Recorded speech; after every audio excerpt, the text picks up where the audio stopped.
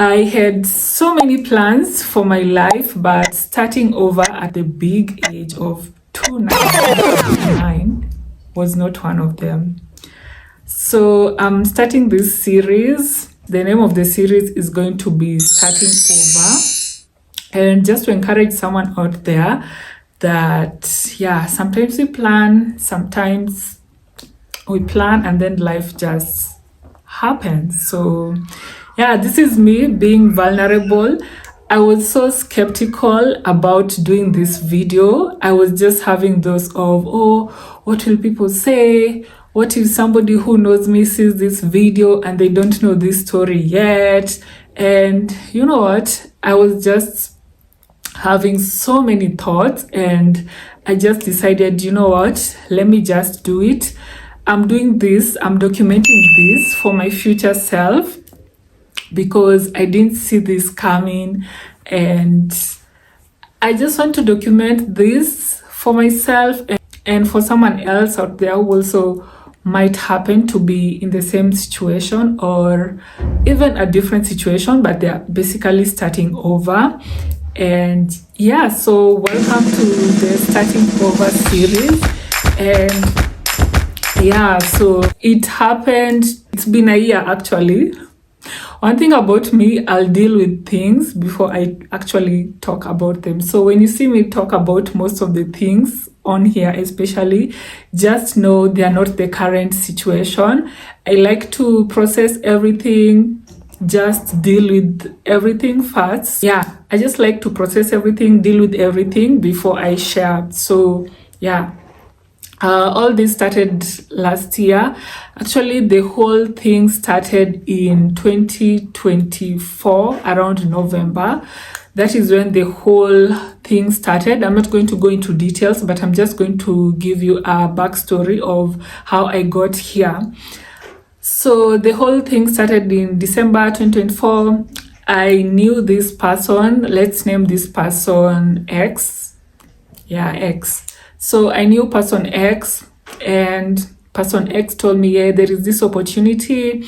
Would you like to try it out? And I was just like, yeah, because I'm always down. I'm one of those people who is always not afraid of trying.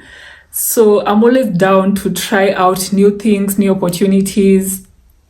So person X approached me, and they were like, is this opportunity and would you like to try it out? And I was just like, sure.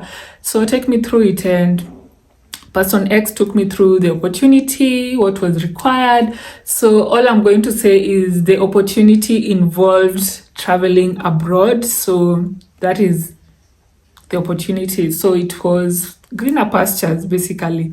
And at this point in my career, I won't say I was, okay, let me just say I was not where I wanted to be career-wise, but I was not also,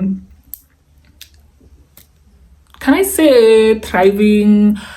Okay, I won't say thriving because the lighting is changing. So at this point in my career, I won't say that I was at the baddest place in my career. Actually, if you come to think of it, I was not badly off at my career. Let's just say I was somewhere good in my career. Let's call a spade a spade. I was not where I started, and I was progressing career-wise. So I was at a very good place career-wise because I had really progressed career-wise. So yeah, but it had reached a point where I felt so much pressure with my work, and there were just things that weren't being done the way I wanted them. How do I explain this without sounding anyway? So career-wise, I was at a place where I was not badly off, but also I was looking for something to progress. So let's just say a lot was happening at work, and I was just like, I'm looking for other opportunities. So this opportunity from person X found me at a very vulnerable place or season, because everything was good, but there were some things that I wanted to be done and they were not being done. So I was so like, if I get another opportunity, I'll go for it. You get? That's how I can say it professionally. So I was just like, no, this is not the life I want. I really want to be at a certain place, at a certain level. Yeah, I really want to be at a certain level career-wise.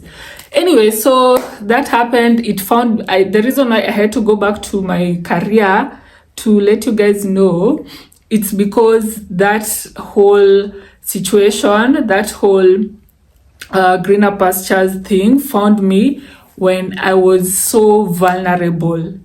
I was so vulnerable and I didn't do my due diligence to research on this information that I was given. I was just for it because I trusted person X, and that's how my downfall began. So the process started in September, October, November, December 2024 until 2025, around March, April. Actually, we were to travel around March, according to the information that I was given. And yeah, it turned out that all that, okay, I'm still here, so it didn't happen. So because now I was so assured about this other opportunity and I was like, it's happening, I resigned from my work because there was this other opportunity. Because let's all be real, nobody decides to just leave their job without a plan. Okay, some people do that, but I'm not one of those. So the whole time I'm doing this thing, I've not told people that this is what I'm doing, obviously. And yeah, so I left my job, and with the assurance that by April 2025, we would have traveled to the said greener pastures abroad. So yeah, that is what happened, and it turned out it was all I don't know how to call it, up to date, I don't know, but yeah, that happened. Things didn't turn out as they were planned or as I was told, so that happened. And yeah, so now I'm here. I've already left my job, remember. It's like now I've left my job with no plan, because April came and we were told, wait, there's this issue, they're sorting this issue, wait. And then May came, and at the end of May, I was just like, okay, I don't see this happening, because we had just been given excuses, and it hit me. That is when everything fell apart. It hit me that this is not happening. You're not going anywhere. So yeah. Remember, I have already left my job and I'm at home. I was preparing to travel and all that. I remember I even told my dad about this, and he was like, oh, before you go, make sure you hold like what is it called? Farewell. We hold a farewell, so that, yeah, a farewell party to say goodbye to you before you go. So I had told my dad, because obviously when I left my job, I told my dad, yeah, yada, yada, yada.